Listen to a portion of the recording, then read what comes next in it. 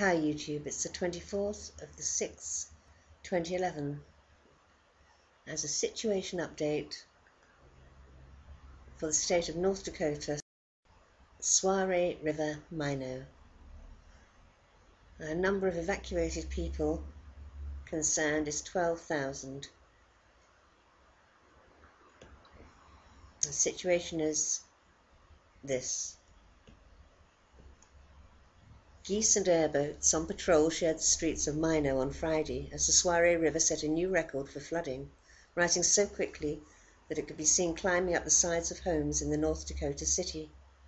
The Soiree broke a more than 130-year-old record at noon when it measured 1,558.52 feet above sea level at the city's Broadway Bridge. That was about 9.5 feet above flood stage and a half-foot higher than the record set in 1881. Governor Jack Jeremiah said the Soiree was flowing over most levees in the city, and on his helicopter tour he could see it in the streets and against most houses in an evacuation zone. That was nearly 5,000 houses. The river is expected to go as much as 6 or 7 feet higher over the weekend, fed by heavy rain upstream and water releases from Canadian reservoirs. In a sign of how high the water could go, Jeremiah said it would be close to whether a levee protecting the Broadway Bridge, a major north-south artery, would be high enough. That levee is higher than nearby rooftops. A car park near the bridge that had been dry Friday morning was submerged by midday as the river advanced. Nearby, about a half-dozen gophers found themselves stranded in a small and shrinking dry patch. Furniture store workers cheered as one of the gophers swam 20 yards to safety. Minot expected widespread flood damage and as many as 10,000 residents, about one-fourth of the city's entire population, were ordered from their homes earlier this week. Crews focused on protecting critical infrastructure to avoid an expanded evacuation. "We don't like to lose," Captain Jeff Huffer, an Army National Guard officer, said during a tour of the flooded areas Friday. "This is very disheartening. I feel badly for all the people." The U.S. Fish and Wildlife Service launched 4 boats on Friday to patrol flooded neighborhoods, ready to respond to 911 calls. City officials said no injuries or incidents had been reported overnight. The evacuation zone was empty, except for emergency officials and the geese, who paddled in about 5 feet of water washing down the streets.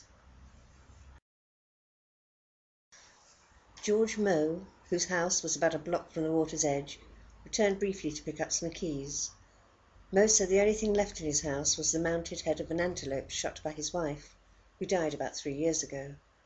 Moe, 63, said he had lived in the house for 40 years. He worried about it as well as the shop where he works as a mechanic.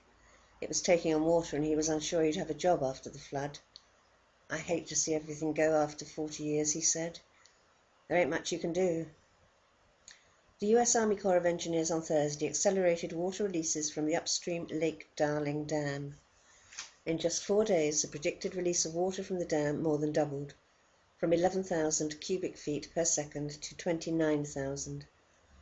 National Weather Service hydrologist Steve Bain laid the blame on 4 to 6 inches of rain that fell last week in largely rural and saturated areas to the north.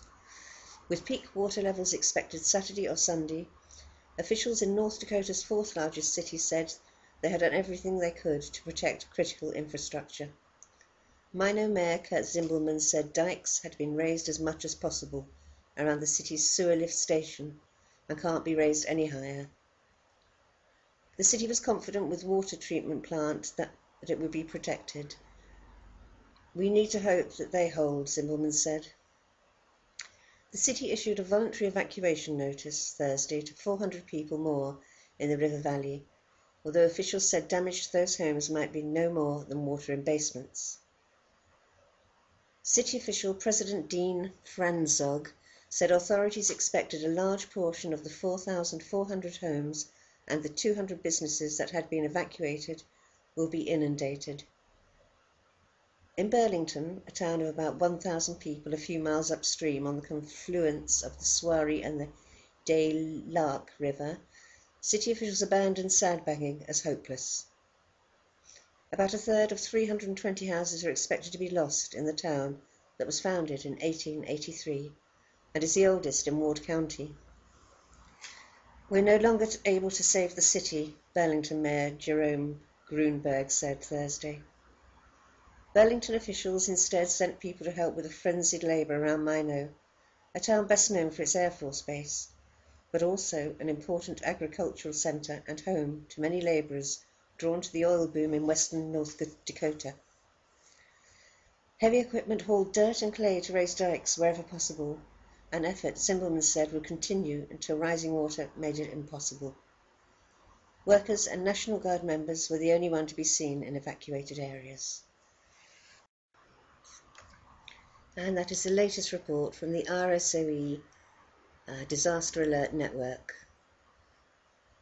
The time it was reported was 1936 UTC on the 24th of the 6th, 2011.